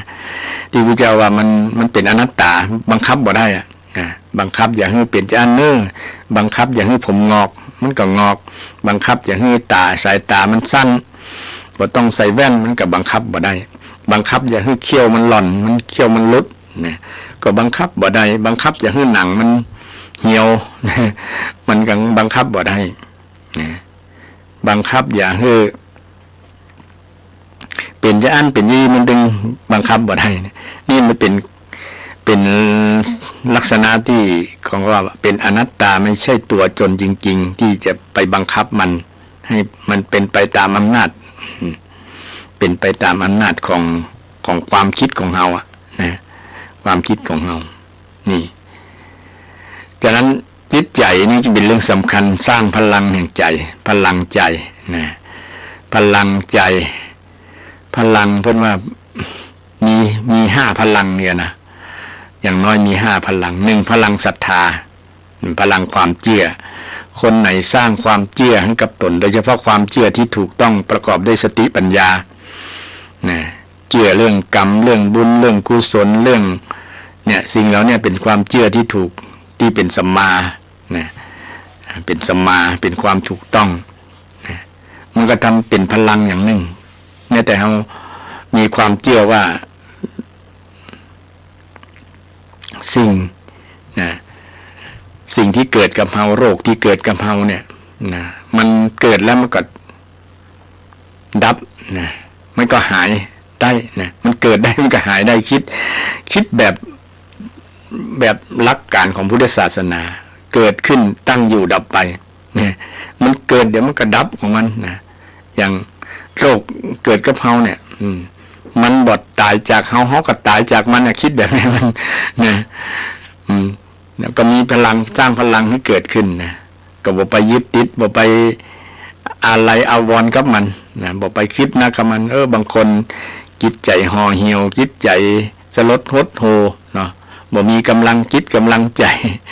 นะนอนรอวันตายอย่างเป็นต้นนะมันก็ทำให้จิตใจห่อเหี่ยวนะจิตใจบ่เบิกบานนะบ่เบิกบานวางบ่ได้เนาะวางบ่ได้ปล่อยวางบ่ได้ต้องปล่อยขันของเฮาเนี่ยปล่อยขันก็คือปล่อยกายปล่อยใจนะอย่าไปยึดใจอย่าไปยึดกายว่าเป็นของเฮานะคิดแบบเนี้ยมันจะเข้าลักที่ถูกตามต้องตามคำสอนของพระพุทธเจ้านะที่พระองค์สอนบอกให้ยึดติดในร่างกายนะเมื่อว่ายึดติดแล้วมันก็บ่เป็นผลเสียกับจิตใจนะมันก็จะเป็นพลังต่อสู้ต่อไปได้นะเพราะฉะนั้นนะถ้าคนคิดตรงกันข้ามนี้มันก็จะทำให้จิตใจอ่อนแอนะเมื่ออ่อนแอแล้วก็โรคที่มันกำลังรุนแรงมันก็ได้ใจแล้วคำนี้อันนั้นมันท้อละเนี่ยอย่างสมัยพุทธองค์เนี่ยพระเป็นต้นแบบในเรื่องพลังใจเพราะว่าพระองค์ได้สั่งสมบารมีหลายแสนกัปนะทำให้พระองค์บอกการถ้าเป็นคนอื่นก็การละนะการกิเลสนะช่วงที่ก่อนจะตรัสรู้มีนางตัณหาอารดีนะมายั่วยวนมาทำให้พระองค์จะให้พระองค์ไม่หวั่นไหวในกิเลสตัณหาทั้งหลายนะตัณหาอารดีทั้งหลายนี้เป็นยกเป็นปุคลาเป็นบุคคลเป็นนามธรรมมาเป็นรูปธรรมนะเป็นตัวเป็นตนเพราะว่าจะได้เข้าใจง่ายแต่จริงมันเป็นนามธรรมนะนางราคะความใคร่ในรูปเสียงกลิ่นรสมูเนี่ยนะมายั่วยวนมายั่วยุจิตใจของพระองค์พระองค์เขวพระองค์หวั่นไหวแต่พระองค์นั้นทรงสมบารมีมานักมาหลายพระองค์ก็ชนะเพราะด้วยกำลังนะด้วยกำลังปารมี10อย่างปารมี10อย่างมีตานะปารมีเป็นต้นตานะปารมีศีลปารมีเนกขัมมะปารมีปัญญาปารมีนะจนถึงอุเบกขาบารมีซึ่งเป็น พลั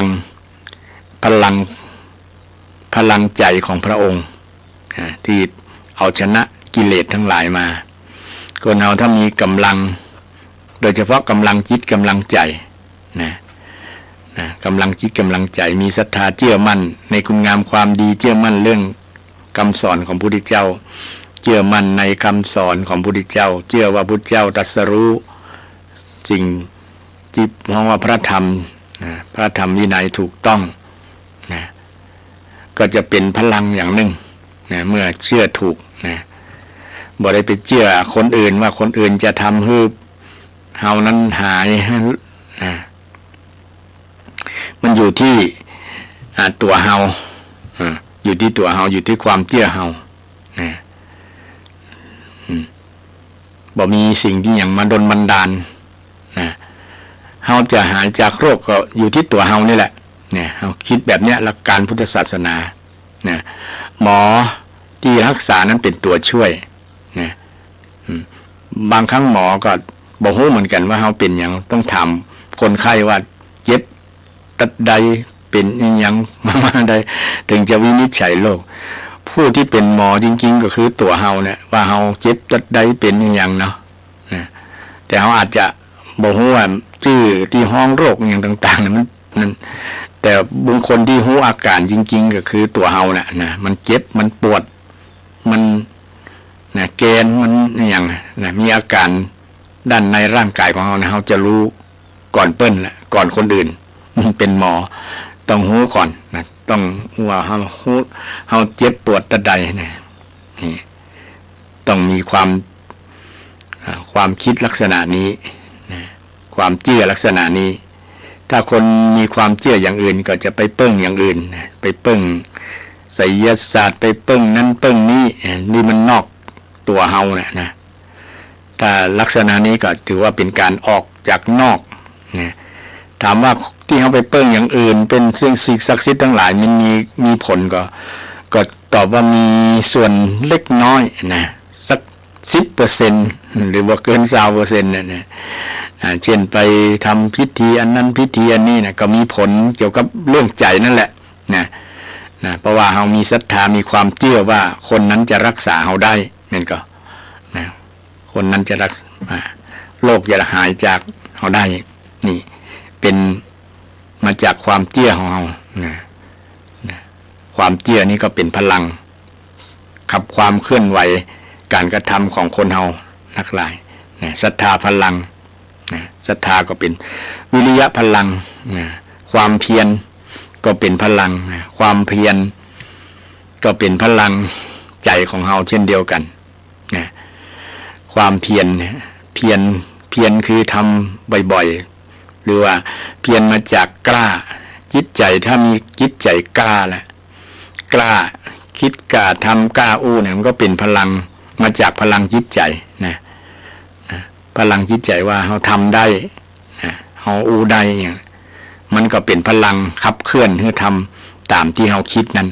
นะก็มาจากจิตที่มีความกล้านะวิริยะ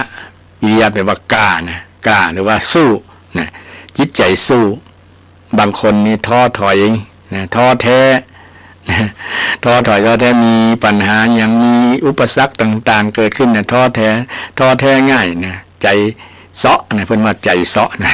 บ่มีวิริยะบ่มีใจกล้าบ่มีเปลี่ยนนะวิริยะ ความหมายนึงก็คือความกล้าจิตใจมันกล้ามันสู้ได้นะสู้ได้อย่างคนเดินขึ้นดอยสูงสุดในโลกนะ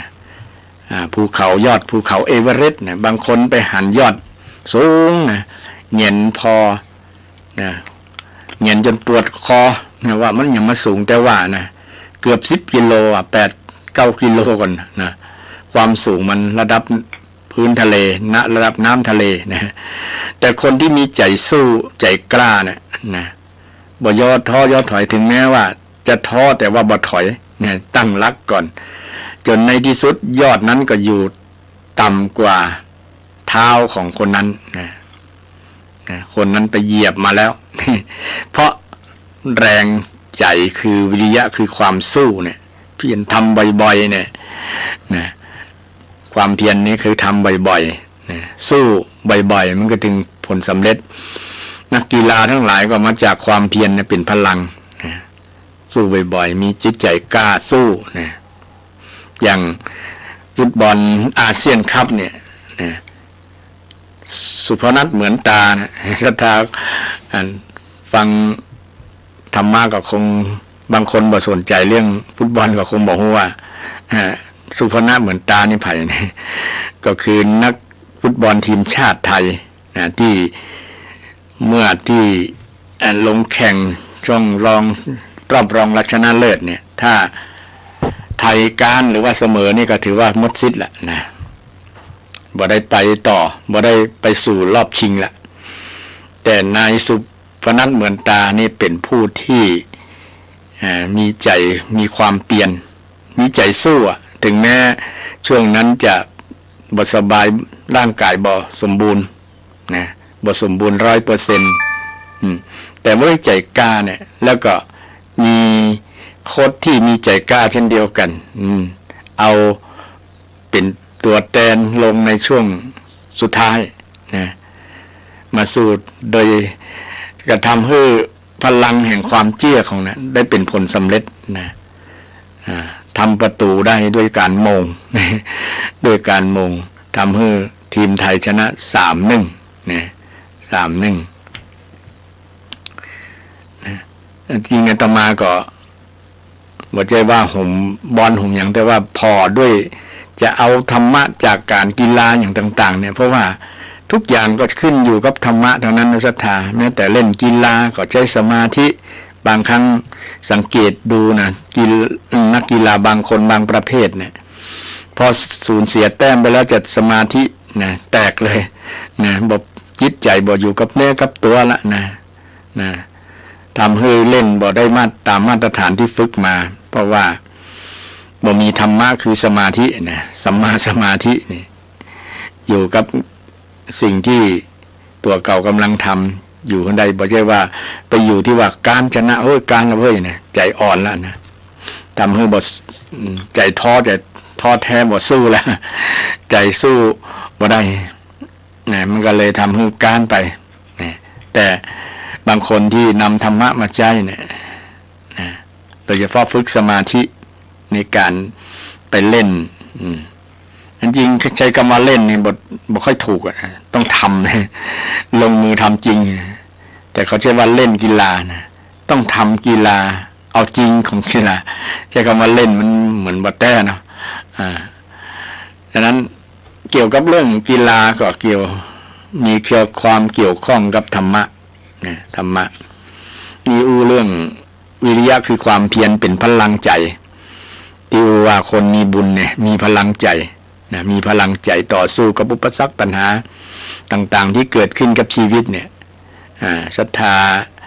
ท่านผู้ฟังทั้งหลายก็นำวิริยะคือใจสู้เนี่ยไปสู้กับชีวิตถึงแม้บางคน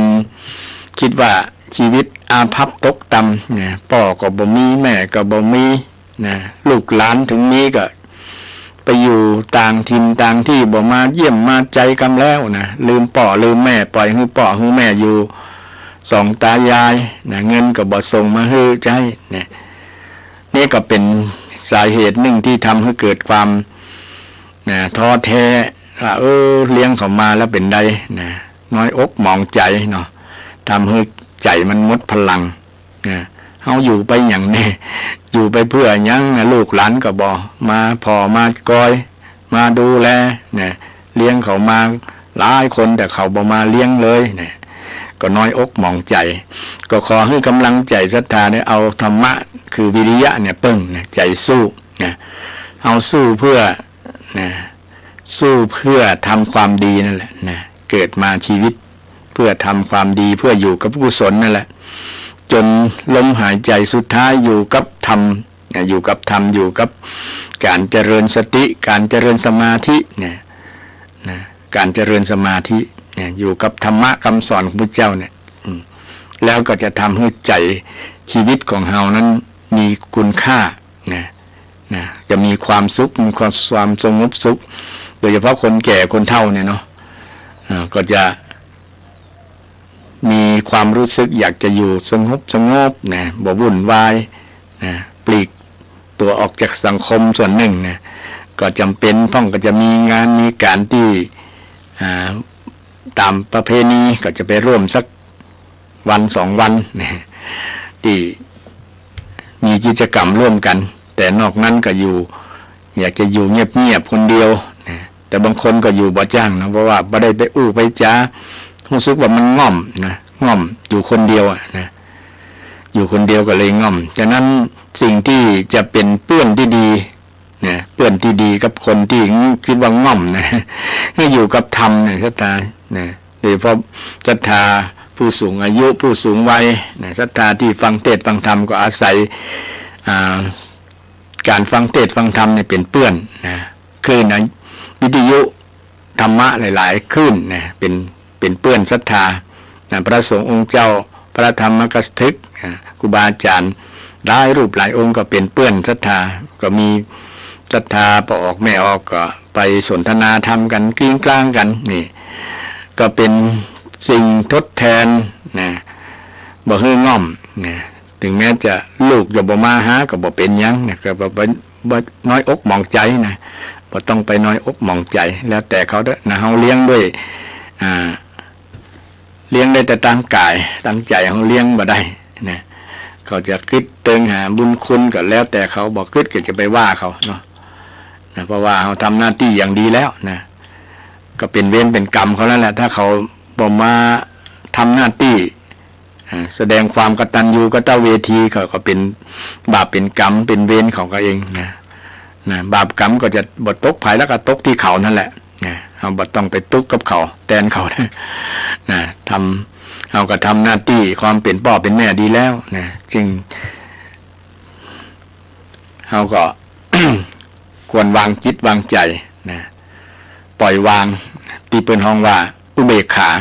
นะอุเบกขาวางไว้วางจิตวางใจว่า คิดว่านะเราก็เกิดมาคนเดียวนะถึงแม้จะมีคู่ก็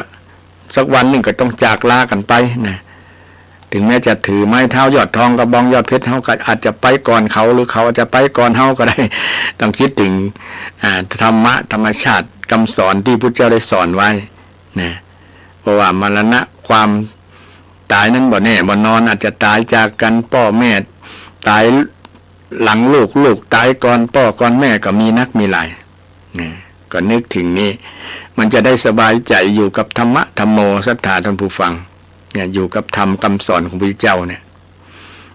คำสอนเวลาเราอยู่คนเดียวก็นึกถึงธรรมะเนี่ยนะนึกถึงธรรมก็รู้ว่าฟังเทศน์ฟังธรรมจากพระสงฆ์องค์เจ้าครูบาอาจารย์ที่เพิ่นได้สอนได้นำธรรมคำสอนของมาจามาบรรยายมาแสดงกับศรัทธาท่านทั้งหลายฟังกันก็ยึดหลักคำสอนนี่แหละเป็นสรณะเป็นที่เปิ้งเป็นที่เปิ้งเป็นที่เปิ้งก็อยู่กับธรรมะธรรมโมช่วงเจ้าก็สวดมนต์ไหว้พระนั่งเจริญสมาธิภาวนาเนาะค่ำก็สวดมนต์ก่อนนอนไหว้พระสวดมนต์ก่อนนอนตามกิจกรรมที่เราเคยทำไปบางคนแก่คนเฒ่าบางคนบ่ชอบสวดมนต์ไหว้พระก็มีล่ะชอบอย่างอื่นชอบอย่างอื่นบางครั้งมันก็จะทำให้สรณะที่เปิ้งของเรามันบริบูรณ์ที่เปิ้งของที่เปิ้งตั้งจิตตั้งใจวงเล็บตั้งจิตตั้งใจศรัทธาที่เปิ้งของเราตั้งจิตตั้งใจอันประเสริฐก็พุทธังสรณังคัจฉามิธัมมังสรณังคัจฉามิสังฆังสรณังคัจฉามิสามประการเนี่ยรัตนะ3ประการพระพุทธพระธรรมพระสงฆ์เป็นสรณะอันประเสริฐสูงสุดในจิตในใจของเราบางครั้งเราไปเปิ้งลูกเปิ้งบ่ได้อย่างที่ว่าเปิ้งพี่เปิ้งน้องก็ว่านั่นว่านี่อ้างนั้นอ้างนี้ก็เปิ้งบ่ได้เปิ้งได้บางครั้งบางคราวแต่เปิ้งทำเนี่ยเปิ้งโดยเฉพาะเปิ้งตาเฮาจิตใจของเราไปเปิ้งธรรมะคำสอนพุทธเจ้าอยู่กับธรรมะคำสอนเนี่ยไปอยู่กับเนี่ยมันจะเป็นกุศลเป็นสิ่งที่ดีเกิดขึ้นกับชีวิตของเราชีวิตของเราปัจจัยว่าไปจมเงินลูกเงินหลานจมนั้นจมนี้บางคน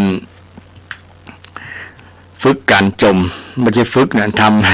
ำสร้างนิสัยสั่งสมนิสัย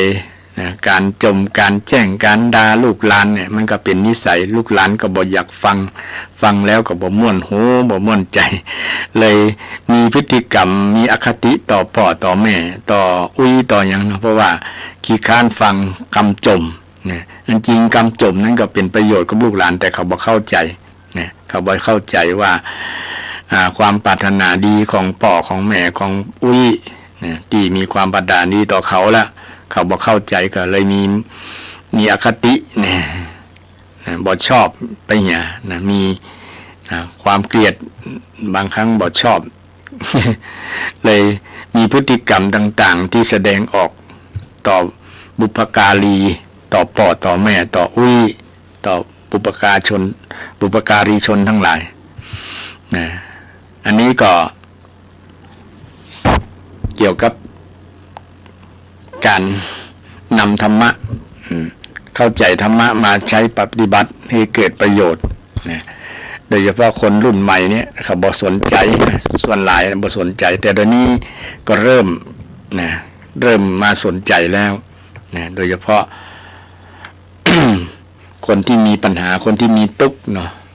คนที่มีทุกข์มีปัญหาเนี่ยจะให้ความสนใจ เพราะว่าจะหาที่ปึ้งที่นั่นแล้วเนาะทำประกอบสมาชีพทำการทำงานกับบปจ่ายนะเป็นหนี้เป็นสินก็เกิดความเครียดคิดนักนะเนี่ยจะได้หานะไปเปิ้งไผ่เปิ้งพ่อเปิ้งแม่บางครั้งก็พ่อแม่ก็บ่มีกำลังทรัพย์กำลังที่จะช่วยให้ลูกนะทรัพย์สินเงินทองก็หมดนะไปบ่เหลือนะลูกก็บ่ฮู้จะไปเปิ้งไผ่เปิ้งนั่นเปิ้งนี่เปิ้งธนาคารก็ดอกเบี้ยก็สูงนะเป็นหนี้เป็นสิน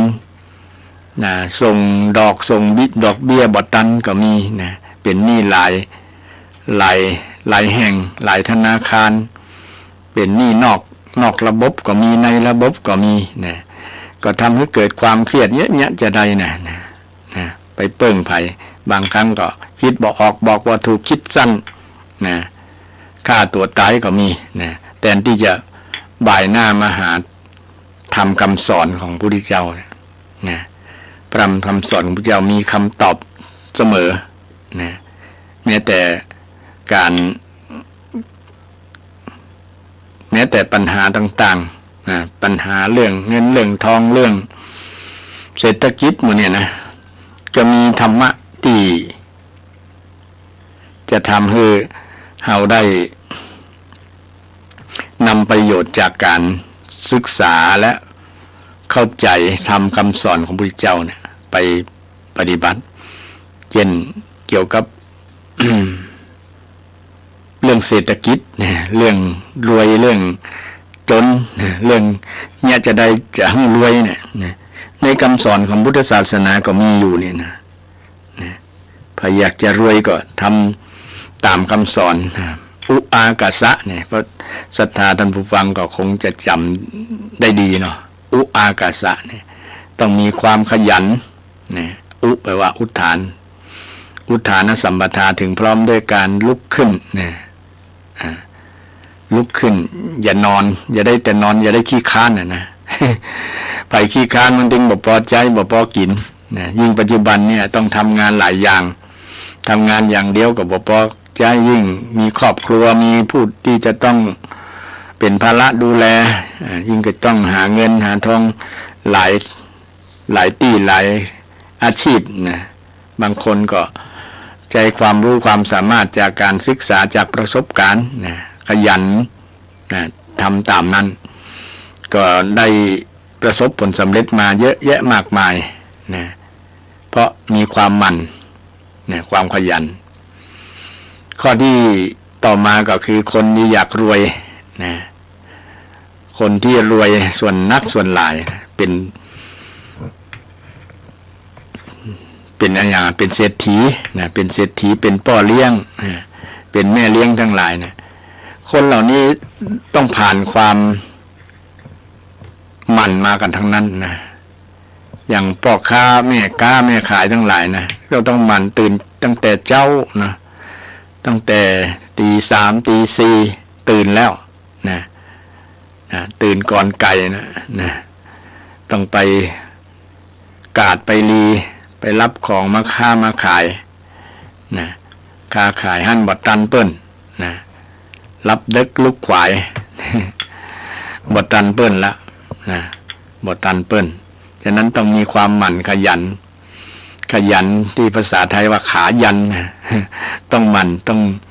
งเดินต้องวิ่งต้องทำงานมันต้องทำงานปัจจิตไปสม่ำเสมอเมื่อทำงานแล้วอยากมีเงินต้องทำงานจึงผ่านพบเป็นว่าอยากเรียนจบต้องขยันหมั่นศึกษาอยากมีรักต้องควักไฟเวียนไปมา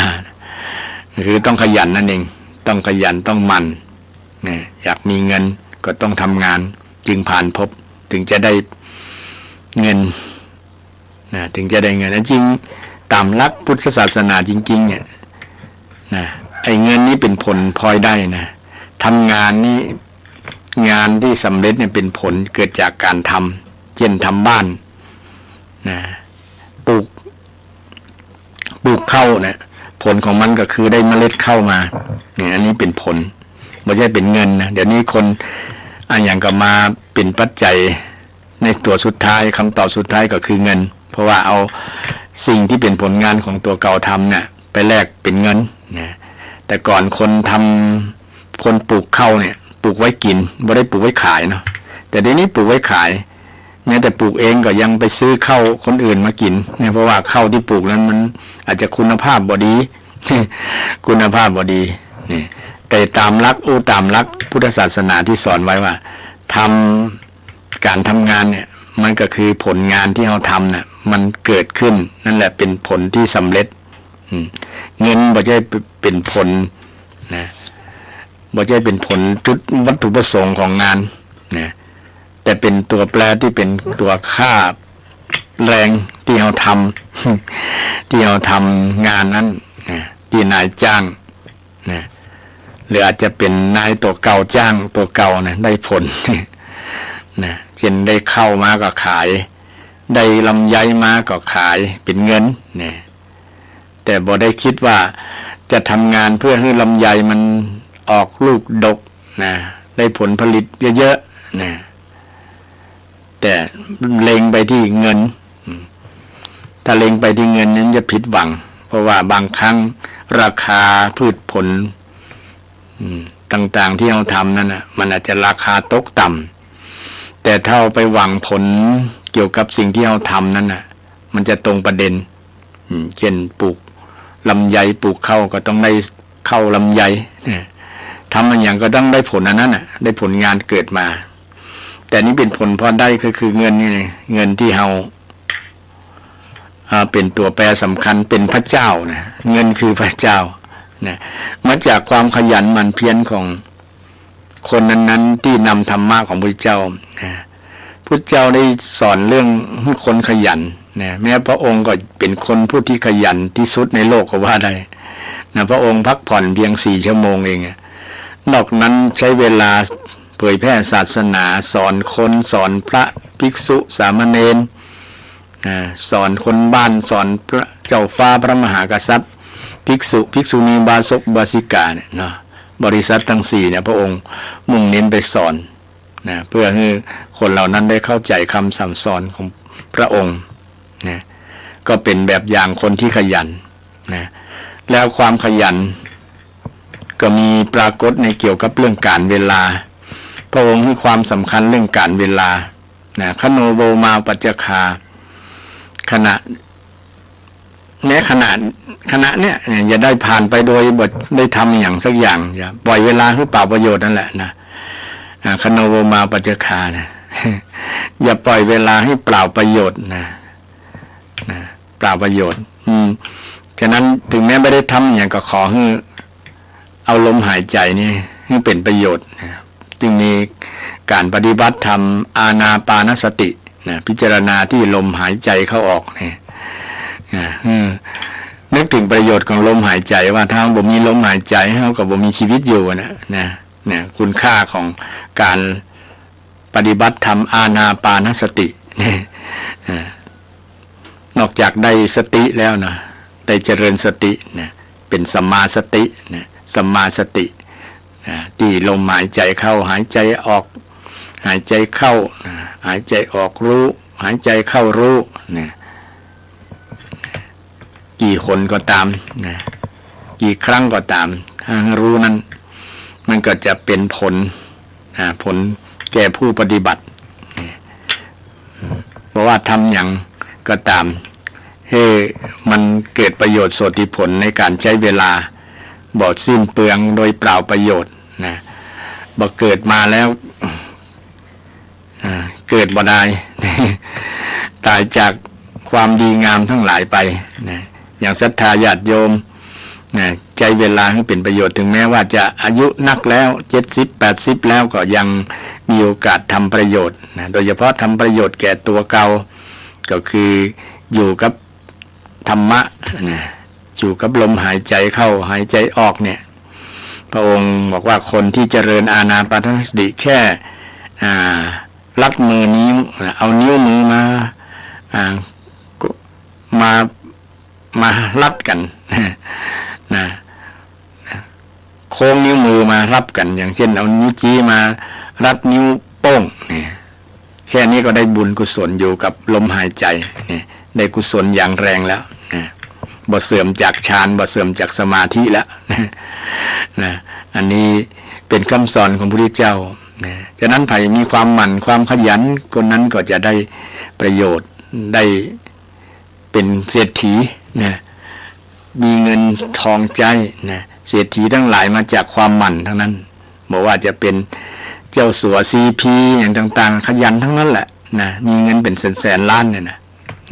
มาจากความขยันไม่ใช่ว่านั่งนั่นอย่างเดียวนะเวลาเป็นเงินเป็นทองเวลาเพิ่นทำงานทั้งนั้นนะคิดนะบางครั้งเรามองเผินๆว่าเพิ่นสบายนะได้เงินแต่เพิ่นจงใจ ใจความเพียรใจความหมั่นนะหมั่นเพียรนะในการดำเนินชีวิตนะอุทานสัมปทาบริหารเงินนะอารักขสัมปทาข้อที่สองบริหารเงินการบริหารเงินนะก็เป็นส่วนรัฐเป็นส่วนเช่นวันนี้เราทำเงินได้300 บาทเนี่ยต้องใจ300ให้พอเพียงพอถ้าเกินก็แสดงว่าใจงบประมาณเกินงบเกินรายได้นะรายจ่ายเกินรายได้มันก็จะเดือดร้อนเป็นหนี้เป็นสินเนี่ยจะได้ให้มันอยู่ให้300เนี่ยนะ300ถ้าได้500นะใจ300ก็จะเหลือ200เนาะสมมุติว่า ครอบครัวหนึ่งนะมีรายได้วันละ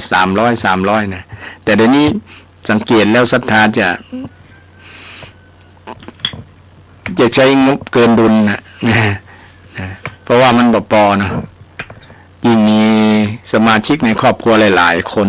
อยู่ในครอบครัวนั้นนะก็ต้องจ่าย300นี่บ่พอแน่นอนนะฉะนั้นคนที่อยู่ในสมาชิกในครอบครัวก็ต้องใช้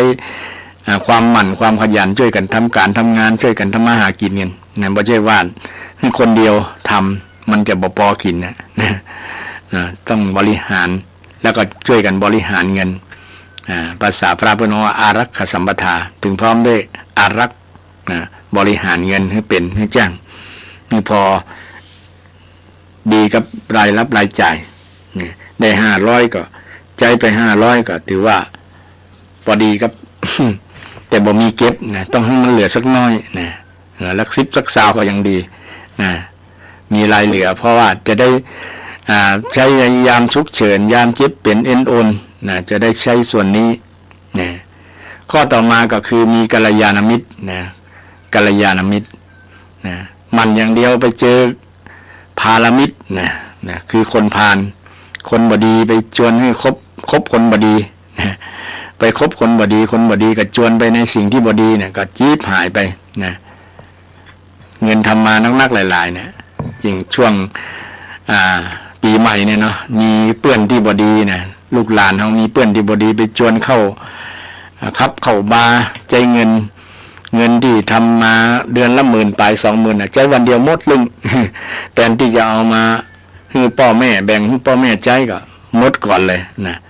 ขาปิกกรุงเทพก็ไปขอพ่อแม่ก็มีบางคน เพราะว่า บริหารเงินบ่จ้างบริหารเงินบ่เป็นนะมันเกิ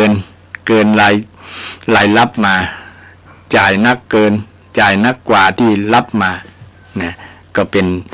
ชีวิตที่ติดลบนะเพราะไปคบคนที่บดีจวนในทางชิบหายจวนเล่นการพนันจวนกินเหล้าจวนเสพยาบ้าเป็นต้นนะถ้ามีเพื่อนแบบนี้นะถึงจะมันมอกใดมันกับไปบ่รอดนะ เจอเพื่อนบดีต้องในมงคล38ประการพระองค์ก็สอนให้อย่าคบคนพาลนะคบแต่คนที่เป็นบัณฑิตนะคบบัณฑิตถึงจะชีวิตเจริญชีวิตถึงจะเจริญข้อสุดท้ายของชีวิตใช้ชีวิตพอเพียงสมชีวิตตาใช้ชีวิตแบบดีงามเรียบง่ายพอเพียงนะชีวิตแบบพอเพียงดีงามนะชีวิตแบบใช้ ธรรมะเป็นเครื่องดำเนินชีวิตนะก็คือมรรคมีองค์8นะมรรคมีองค์8เนี่ยใช้ชีวิตพอเพียงใช้ชีวิตแบบพอดีพองามนะพอดีแก่รายรับรายจ่ายพอดีแก่ครอบครัวนะดีงามแก่ศีลธรรม นี่สมัติชีวิตตาใช้ชีวิตดีงามนะชีวิตตามหลักคำสอนของพระพุทธเจ้านะหลักนี้ก็จะนำให้ไปสู่เป็นเศรษฐกิจเป็นเศรษฐีได้นะเป็นเศรษฐีได้ อันนี้ธรรมะที่ทำให้เกิดความดีงามไปมาเวลาก็หมดเวลา ขอนำรายการจากท่านผู้ฟังทั้งหลายไปก่อนนะวันพุธหน้าปะกันใหม่ขอเจริญพร